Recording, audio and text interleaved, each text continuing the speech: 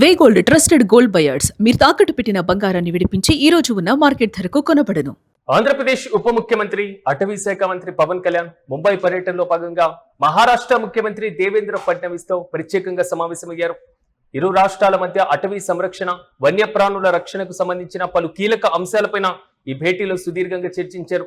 ముఖ్యంగా తూర్పు కనుమల పరిధిలో అంతరించిపోతున్నటువంటి పులుల సంరక్షణకు తీసుకోవాల్సినటువంటి సంయుక్త చర్యలపైన ఇరువురు నేతలు కీలకమైనటువంటి నిర్ణయం తీసుకున్నారు. ప్రధానంగా ఆంధ్రప్రదేశ్ లోని అటవీ ప్రాంతాల్లో పులుల సంతతిని పెంపొందించేందుకు మహారాష్ట్ర ప్రభుత్వం కీలక నిర్ణయం తీసుకుంది.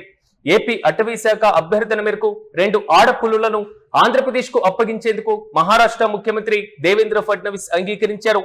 వన్యప్రాణుల మార్పిడి మరియు సంతతి అభివృద్ధి కార్యక్రమంలో భాగంగానే మహారాష్ట్ర తీసుకున్నటువంటి ఈ చొరవపైన ఆంధ్రప్రదేశ్ ఉప ముఖ్యమంత్రి జనసేనాని పవన్ కళ్యాణ్ హర్షం వ్యక్తం చేయడం జరిగింది. ఆంధ్రప్రదేశ్ ప్రజల తరపున, అదేవిధంగా అటవీ శాఖ తరపున సీఎం దేవేంద్ర ఫడ్నవీస్ కు పవన్ కళ్యాణ్ ప్రత్యేకంగా కృతజ్ఞతలు తెలియజేశారు. అయితే ఈ భేటీలో ప్రధానంగా తూర్పు కనుమల్లో పులుల ఆవాసాలను మెరుగుపరచడం, ప్రధానంగా వేటగాళ్ల నుంచి వన్యప్రాణులకు రక్షణ కల్పించడం మరియు సరిహద్దుల్లో గూండా అటవీ నిఘాలను కూడా పటిష్టం చేయడం పైన ఇరు రాష్ట్రాల అధికారులు కలిసి పనిచేయాలంటూ కూడా నిర్ణయం తీసుకున్నారు. మహారాష్ట్రలో పులుల సంరక్షణకు అమలు చేస్తున్నటువంటి అత్యుత్తమ విధానాలను ఆంధ్రప్రదేశ్ లోను వర్తింపచేసేందుకు అవసరమైనటువంటి సాంకేతిక సహాయాన్ని కూడా అందిస్తామని ముఖ్యమంత్రి దేవేంద్ర ఫడ్నవీస్ ఈ సందర్భంగా హామీ ఇచ్చినట్లుగా తెలుస్తుంది. ప్రధానంగా ప్రకృతితో పాటుగా వన్యప్రాణుల రక్షణ కోసం ఇరు రాష్ట్రాల ప్రభుత్వాలు ఇలా పరస్పరం సహకరించుకోవడం పట్ల పర్యావరణ ప్రేమికులు, అదేవిధంగా అటవీ శాఖ అధికారులు హర్షం వ్యక్తం చేస్తున్నారు.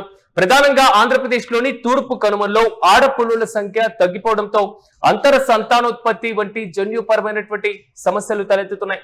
వీటిని అధిగమించేందుకు మహారాష్ట్ర ప్రభుత్వం ఆంధ్రప్రదేశ్ కు 2 ఆడపులులను ఇచ్చేందుకు కూడా అంగీకరించింది. పులుల పునరుద్ధరణకు పెద్ద మనసుతో సహకరిస్తున్నటువంటి మహారాష్ట్ర ప్రభుత్వానికి ముఖ్యమంత్రి దేవేంద్ర ఫడ్నవీస్ కు పవన్ కళ్యాణ్ మనస్ఫూర్తిగా కృతజ్ఞతలు తెలిపారు. అయితే ఈ నిర్ణయం వల్ల జన్యు వైవిధ్యం పెరిగి తూర్పు కనుమల్లో స్వయం సమృద్ధి కలిగినటువంటి పులుల ఆవాస వ్యవస్థ ఏర్పడుతుందంటూ కూడా ఆశాభావం వ్యక్తం చేశారు. వన్యప్రాణి సంరక్షణలో నిరంతరం మార్గదర్శకత్వం వహిస్తున్నటువంటి కేంద్ర అటవీ పర్యావరణ శాఖ మంత్రి భూపేంద్ర యాదవ్ కు కూడా ఈ సందర్భంగా పవన్ కళ్యాణ్ ప్రత్యేకమైనటువంటి కృతజ్ఞతలు తెలిపారు. అయితే శాస్త్రీయ విధానాలతో జీవ వైవిధ్య పరిరక్షణకు ఇరు రాష్ట్రాలు కట్టుబడి ఉన్నాయని, భవిష్యత్తులోనూ కేంద్రం, మహారాష్ట్ర ప్రభుత్వాలతో మరింతగా సమన్వయంతో ముందుకు వెళ్తామంటూ కూడా పవన్ కళ్యాణ్ ఈ సందర్భంగా స్పష్టం చేశారు.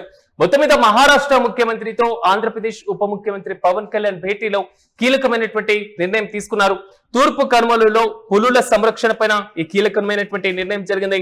ప్రధానంగా గతంలో మనం చూసుకున్నప్పుడు కర్ణాటక ప్రభుత్వంతో ఆంధ్రప్రదేశ్ ఉప ముఖ్యమంత్రి పవన్ కళ్యాణ్ ఇలాంటి ఒప్పందాన్ని చేసుకొని 6 కుంకి ఏనుగులను కూడా బదిలీ చేసుకున్నటువంటి పైన మనం చూసాం.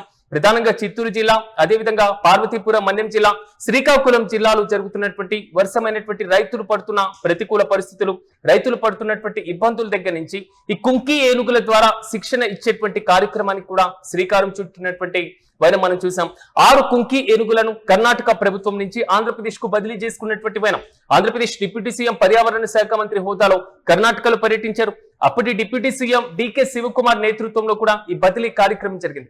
తాజాగా తూర్పు కనుమలలో పులులు అంతరించిపోతున్నటువంటి నేపథ్యంలో సంతానోత్పత్తిని మరింత పెంచేటువంటి రీతిలో పర్యావరణ పరమైనటువంటి ఒక కీలకమైనటువంటి నిర్ణయాన్ని తీసుకున్నటువంటి వైన మనం చూస్తున్నాం. సాధారణంగా భారత భౌగోళిక వ్యవస్థలో తూర్పు కనుమలు, పశ్చిమ కనుమలు ఈ 2 మాత్రం పర్యావరణ పరమైనటువంటి వైవిధ్యాన్ని కూడా కలిగి ఉన్నటువంటి వైనం. ప్రధానంగా ఆంధ్రప్రదేశ్ లో దేశంలోనే అతిపెద్ద Nagarjuna Sagar Srisailam tiger reserve forest కూడా ఉంది.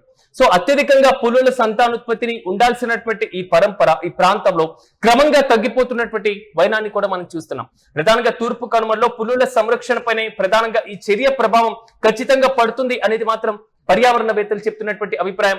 ఆంధ్రప్రదేశ్ కు 2 ఆడపులులు ఇచ్చేందుకు కూడా మరోవైపు మహారాష్ట్ర ప్రభుత్వం అంగీకరించడం, దానికి ఏపీ డిప్యూటీ సీఎం కూడా ప్రత్యేకమైనటువంటి కృతజ్ఞతలు తెలిపినటువంటి వైనం.